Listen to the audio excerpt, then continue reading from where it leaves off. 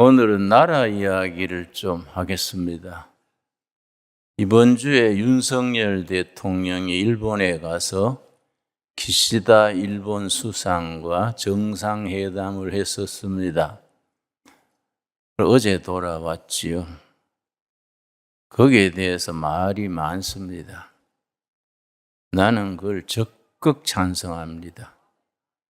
왜냐?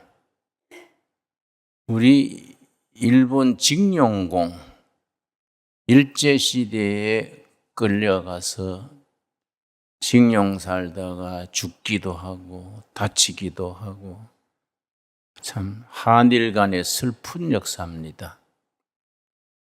거기에 대해서 이제 김종필 전 총리가 1965년에 배상금 협상할 때에 5억 달러를 받으면서 개인 문제, 나라 문제 전체 일괄 해결하는 거다. 그렇게 했습니다. 그 5억 달러를 받아가지고 참 박정희 대통령이 그걸 보면 위대한 지도자랬습니다. 제3세계 지도자들은 그런 돈을 받아서 자기들끼리 갈라먹었습니다. 박정희 대통령은 그 5억 달러를 가지고 포항 제철 세웠습니다. 경부선 고속도로 닦았습니다. 우리 산업화의 기초를 닦았습니다. 그 일본도 그렇게 5억 달러 밀어준 거에 대해서 보람을 가진 거지요. 그 돈이 한국 재건의 밑거름이 됐으니까 서로 보람이 있었습니다. 그 뒤로 이제 김대중 또 옥구찐가 누구 수상하고 또 합의를 했었습니다. 또 노무현 때 또 합의를 했었는데 일본이 과거 역사로 사과한 건수가 39회입니다. 그러니까 일본 사람 입장도 이해가 가지요. 도대체 얼마나 사과해야 되냐? 정권 바뀔 때마다 사과하라 하고 국제적인 그런 협의를 맺었는데 또 정권이 바뀌면 뒤집어 버리고 어떻게 사과해야 되는 거냐? 그쪽 사람 입장도 우리는 이해는 갑니다. 그러나 이번에 윤석열 대통령이 과감하게 그 징용공 문제든 정신대 누나들 문제든 나라 잘못 만나서 고생한 거니까 우리 정부에서 보상하겠다. 우리도 이제 살 만큼 됐으니까 우리가 그분들 다 보상하고 한일 문제 그 문제로 자꾸 찌그닥 하지 말자. 그러고 미래를 향해서 한국과 일본이 힘을 모으자. 그러니까 이제 윤석열 대통령 참모들이 각하 그러면은 국민 여론이 떨어질 텐데요. 그런 말은 안 하시는 게 좋겠습니다. 나는 그때 윤석열 대통령이 한 말이 아주 마음에 들어요. 무슨 소리냐? 지지도 0%라도 나는 나라를 위해서 한다. 나는 그 발언에 굉장히 박수를 보냅니다. 지지도가 문제가 아니다. 나라의 미래가 문제지 지지도 붙들고 정치하냐? 그래서 일본에 갔는데 또 우리 야권 쪽에서는 알만한 사람들이 뇌물로 바친 거다. 과거 팔아서 나라를 팔아먹은 거다. 그 알만한 사람들이 그런 얘기를 해서 그거 참 이상한 일이다. 그런 민족 대사에 대해서 고민도 하고 서로 이야기도 하고 해야지 뭔 일본에 뇌물 바친 거이다. 서로 우리나라를 이끌어가는 큰 매스컴들이 그 문제예요. 응? 그런 식으로 여론을 이끌어가니까 내가 이거 참 이게 지금 병든 사회다. 과거를 다 우리가 밑거름으로 삼아서 미래를 뻗어나가야지. 우리는 지금 일본보다 국력이 앞서는 단계에 왔습니다. 뇌물이 아니라 우리가 넓은 마음으로 일본을 품어야 될 때입니다. 우리가 어영부영하는 사이에 국력이 일본보다 앞서 버렸습니다. 그러니까 자신감을 가지는 거예요. 나 윤 대통령이 그렇게 과감하게 하는 데는 자신감이 뒷받침된다고 저는 생각합니다. 일본한테 우리가 허리 굽힐 일도 없고 손 비빌 일도 없고 아까 말씀드린 것처럼 39번이나 사과했는데 또 자꾸 더 하락하면은 일본 사람들도 짜증나지요. 예. 우리는 일본보다 앞서게 된 것이 하나님의 은혜로 합니다. 100년 전에 아날로그 시대, 농경산업 시대에 일본이 우리보다 한 발 앞섰습니다. 산업화에 성공해서 우리가 일본의 종이 됐었지요. 참 생각해보면 우리 선배들이 고통당한 것 생각하면 피눈물 나는 얘기지요. 그것을 우리가 역사의 밑거름으로 생각하고 지금 100년 후에 지금은 디지털 시대. 일본은 옛날 아날로그 농경 산업 사회에 머무르는데 우리는 앞서 버렸습니다. 특별히 이 전산화 문제, 정보 지식 산업 문제, 일본보다 완전히 앞섰지요. 그런 자신감을 가지고 자신 있게 대해야 합니다. 그러니까 과거에 이런저런 문제는 우리가 갚을게. 우리 정부에서 뭐 징용공이든 정신대든 우리가 보상하고 일본이 사과든 안 하든 그건 일본 문제로 놔두고 한일 관계 정상화하자. 그건 우리가 도덕적으로 승리하는 겁니다. 거기에 대해서 국민들이 알아야 돼요.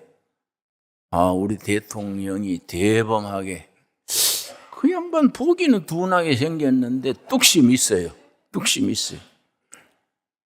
그 일본 가가지고 회담을 그래 잘하고 와서 그러니까 미국의 국회에서도 감사하다고 박수 보내고 나토에서도 잘한 거라고 격려하고 특별히 유엔 사무총장이 한국의 결단에 감사하다고 축전을 보냈어요.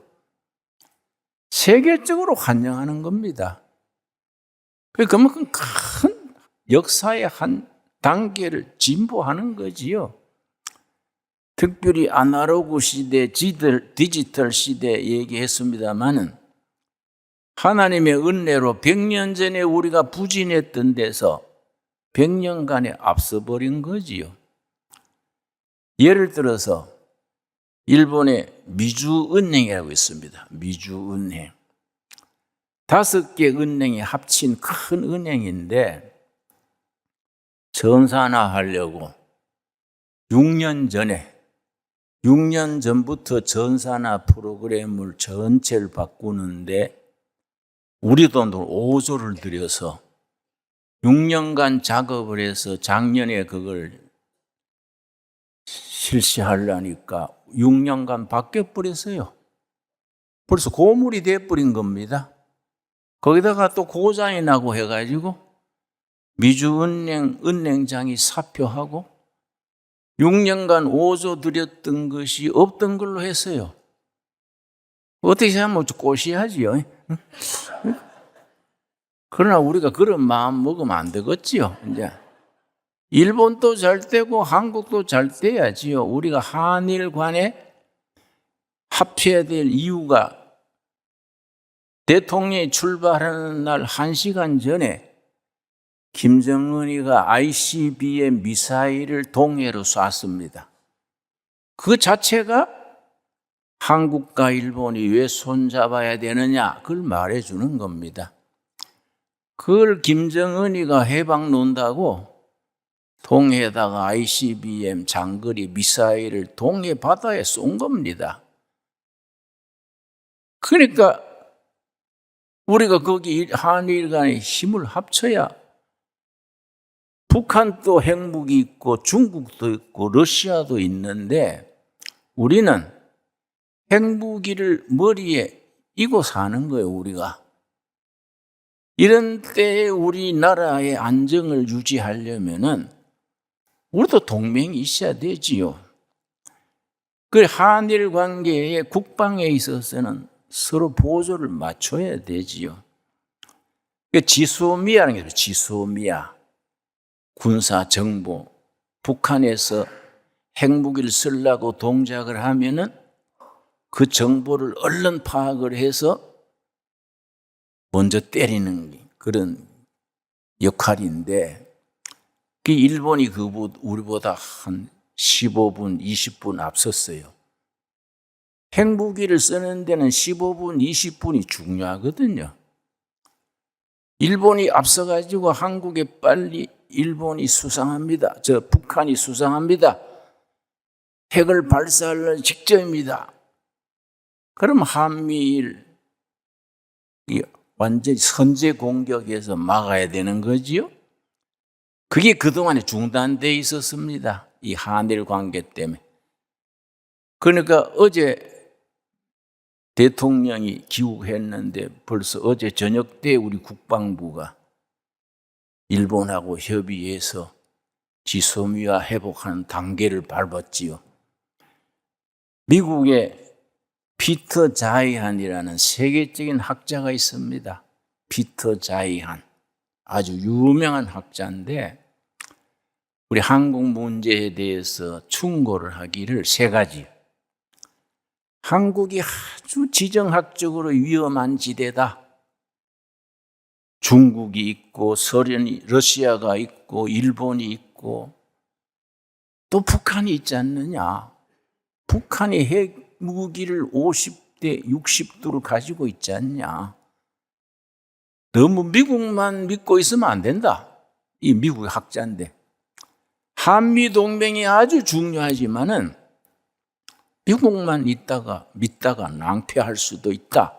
어떻게 해야 되느냐? 첫째는 한미동맹을 강화할 것이고 둘째는 일본과 손잡아라. 일본과 손잡고 국가의 안보를 탄탄히 해야 된다. 3번째, 때가 되면 한국도 핵무장을 해야 된다. 그래야 나라를 지킬 수 있다. 피터 자이한 박사의 우리나라에 대한 충고입니다. 핵무장 이런 거는 그냥 차원이 다르니까 제껴두고라도 한국과 일본이 서로 안보를 위해서 동맹을 맺어서 우리가 나라의 안정을 지켜야 되지요. 또 경제를 함께 번영해야 되지요. 그러니까 이번에 윤 대통령이 일본 갔는데 일본 사람들이 좀 꼬부라져 가지고 섭섭해한 게 있는 거 봐요. 일본 사람들이 좀 한번 딱 꼬부라지면 잘 안 펴지잖아요. 사무라이 근성이라 그럴까요? 그럼 우리가 웃으면서 품어야지요. 응? 속상해 그런 것 같은데 세월을 가면 다 풀어지지요 하고 우리가 일본보다가 한 발 앞서야 됩니다. 그래서 우리가 일본이 장점이 있습니다. 일본은 학문 노벨상 받은 사람이 27명이에요. 그만큼 기초과학이 탄탄한 겁니다. 우리가 배울 게 있어요. 지난 과거에도 우리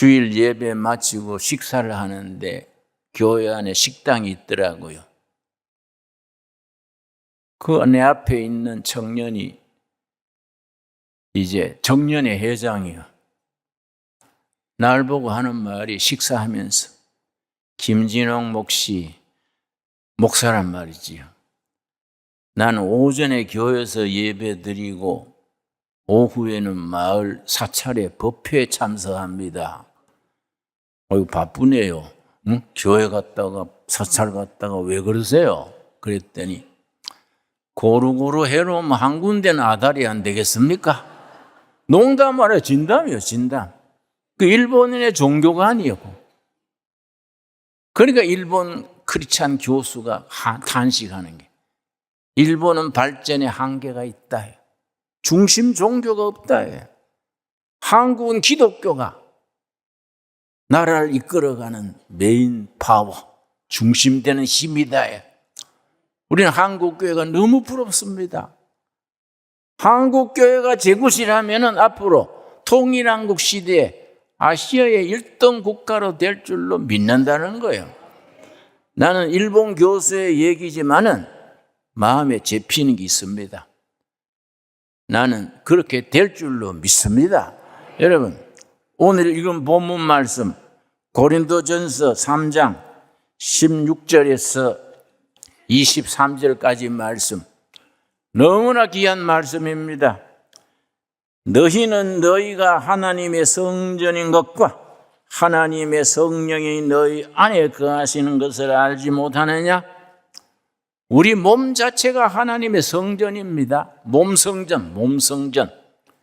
몸성전에 우리 몸을 거룩하게, 건강하게, 행복하게 가꿀 수 있기를 바랍니다. 요새 교인들이 우울증도 많이 걸리고, 공황장애도 걸리고, 신경쇠약도 많이 걸리고 해서 어떤 자매님이 나한테 목사님, 저는 신경성 위장병이래요. 그래서, 의사가 잘못 진단했구만. 아니에요. 의사님이 나한테 신경성 위장병이래요. 그래서 글쎄 의사가 몰라서 그랬어. 뭐인데요? 그래서 신경성 위장병 아니고 신앙성 위장병이요. 예수 잘 믿으면 없어져. 응? 아멘 하시죠? 예. 그렇게 교인들이 뭔가 마음이 상해가지고 비실비실해요. 우리 예수님은 십자가를 지시고 부활하신 주님인데 부활의 능력을 온몸으로 살아야 안 되겠습니까? 부활하신 예수님이 우리에게 뭐라고 말씀하십니까? 22절 말씀, 사도행전 3장 22절 말씀. 바울이나 아볼로나 게바나 세계나 생명이나 사망이나 지금 것이나 장래 것이나 다 너희의 것이요. 하나님이 창조하신 모든 피조물 세계가 하나님의 아들, 딸 된 우리들에게 맡기신 줄로 믿습니다. 그런데 다 너희의 것이다.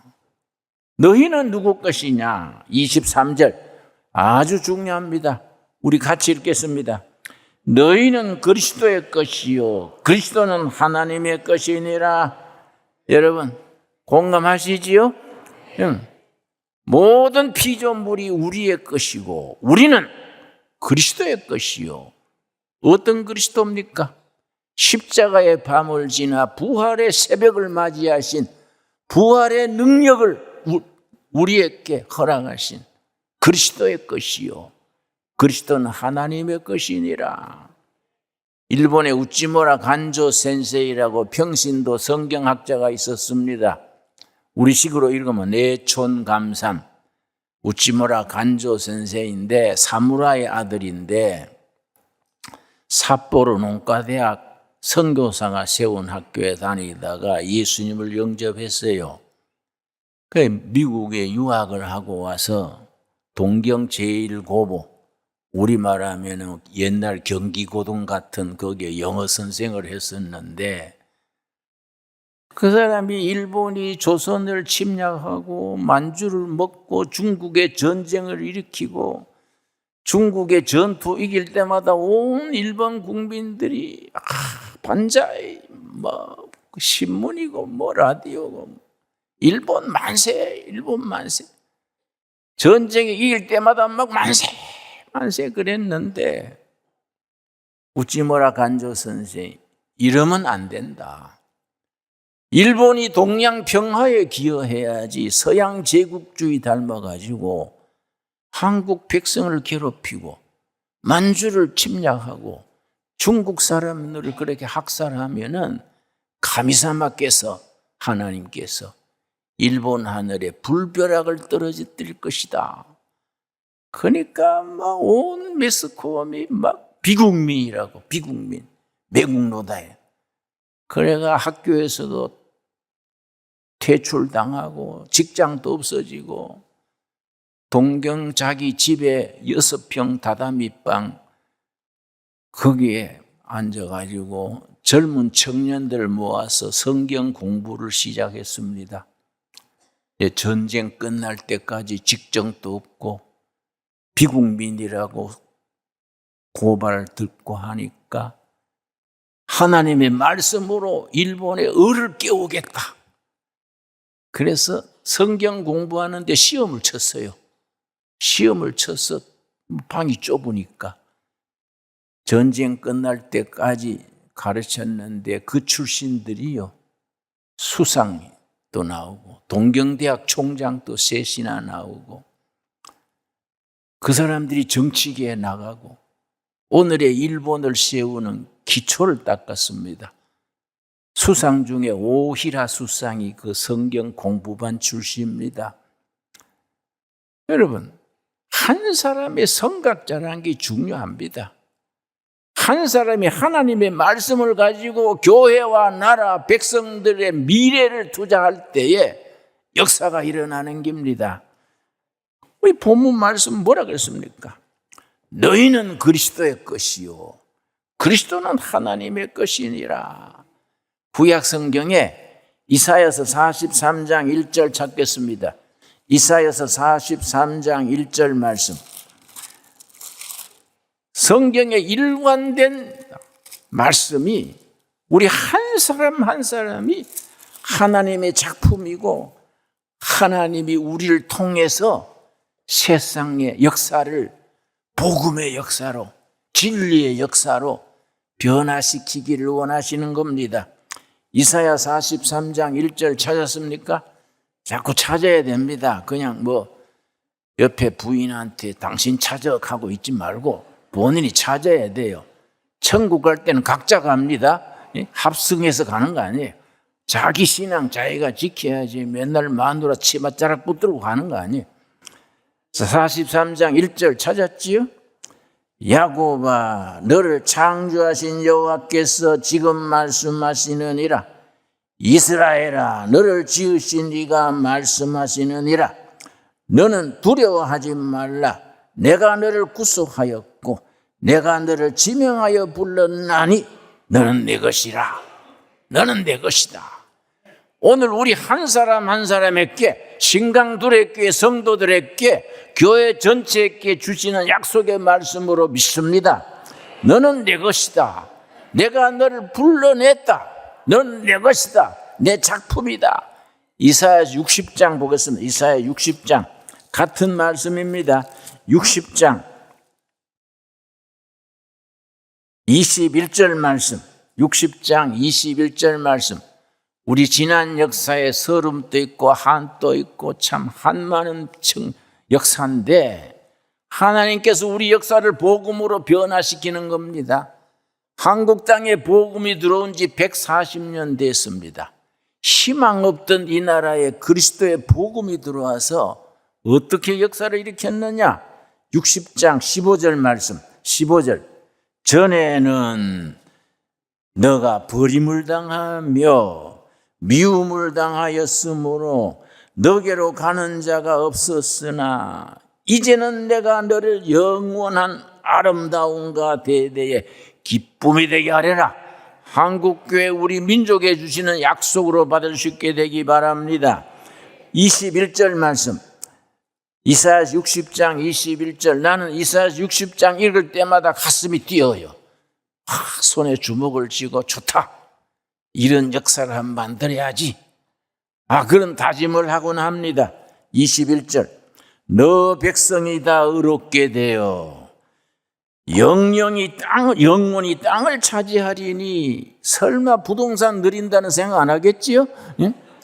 북한 땅, 잃어버린 만주 땅 다 우리 땅으로 온다는 겁니다. 여러분, 우리 도래가 일찍이 20년 전에 저 두만강 넘어 그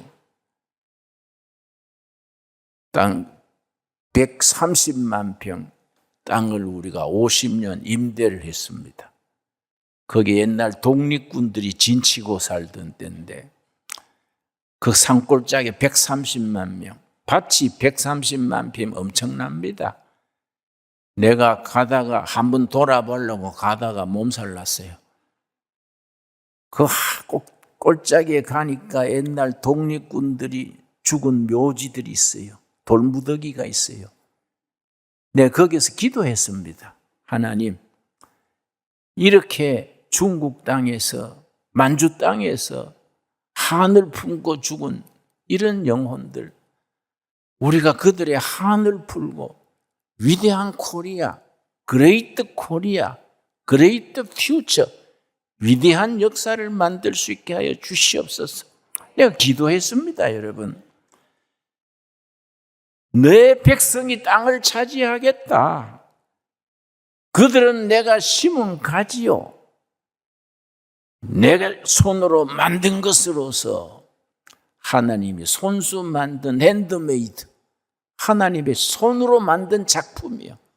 하나님이 끝꽂이로 심었고 손으로 만든 것으로 나의 영광을 나타낼 것인즉, 한국 민족, 한국 교회는, 한국 백성들, 한국 크리스찬들은 하나님의 영광을 드러낼 나라, 교회로 쓰임받게 될 줄로 믿습니다, 여러분.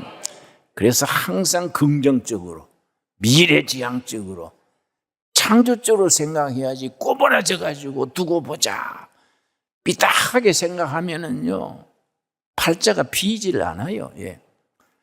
그래서 이 부활신앙이 얼마나 위대합니까? 21절, 22절 우리 한번 같이 읽겠습니다. 그 작은 자가 천명을 이루겠고 그 약한 자가 강국을 이룰 것이라. 때가 되면 나 여호와가 속히 이루리라. 하나님의 때에 하나님이 이루신다는 약속입니다. 여러분, 우리가 사순절을 맞아서 하루하루를 절제 생활, 절도 있는 생활하면서 역사의 주인 되신, 부활의 주인 되신 예수님께 날마다 나라 위에, 한국 교회 위에, 아시아의 미래를 위해 기도하는 우리들이 될 수 있게 되기를 바랍니다. 여러분, 분명히 성경 말씀에 뭐라 했느냐? 여러분, 예수님이 역사에 앞장서서 가신다. 마가복음 10장입니다. 마가복음 10장. 우리 역사의 한국 교회, 한국 나라에 앞서 가시는 예수님, 그 예수님을 우리가 볼 수 있는 영의 눈이 열려야 합니다. 마가복음 10장 32절입니다. 10장 32절 말씀. 예루살렘으로 올라가는 길에 예수님께서 유월절 십자가에 죽으시기 전에 예루살렘으로 올라가시는데, 예수께서 그들 앞에 서서 가시는데, 여러분, 말씀 그대로 받아들입시다. 지금 한국교회와 우리 개인과 우리 가정에 예수님이 앞장서서 이끌어 가십니다. 우리 앞에 서서 이끌어 가시는 예수님을 아멘으로 따라갈 수 있게 되기를 바랍니다. 예루살렘으로 올라가는 길에 예수께서 앞에 서서 가시는데, 가셔서 뭐라 그랬습니까? 34절입니다. 34절. 그들은 능욕하며 침뱉으며 채찍질하고 죽일 것이나, 그 다음 같이 읽겠습니다. 그는 제3일 만에 살아나리라 하시니라. 여러분, 첫째 날, 둘째 날은 고난당하는 날, 서름받고 기죽고 고통당하는 날, 첫째 날, 둘째 날, 십자가에 죽으시고 묻히는 날입니다. 그러나 제3일, 제3일에 살아나리라. 기독교는 제3일의 신앙입니다. 제3일의 신앙. 예수님의 제자들은 첫째 날, 둘째 날에 고난만 생각하기 때문에 근심에 빠져서 겨우 따라가는데, 예수님은 첫째 날, 둘째 날의 순환과 멸시, 고난을 통해서 제3일 부활의 날을 바라봤기 때문에 앞장서서 가시는 겁니다.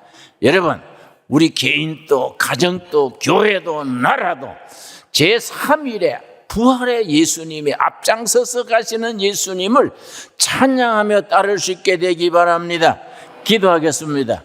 하나님 감사합니다. 사순절을 지나며 교회를 생각하고 나를 생각합니다. 지난날에 36년 일제 종살이 할 때 우리 선배들이 얼마나 피눈물을 흘렸습니까?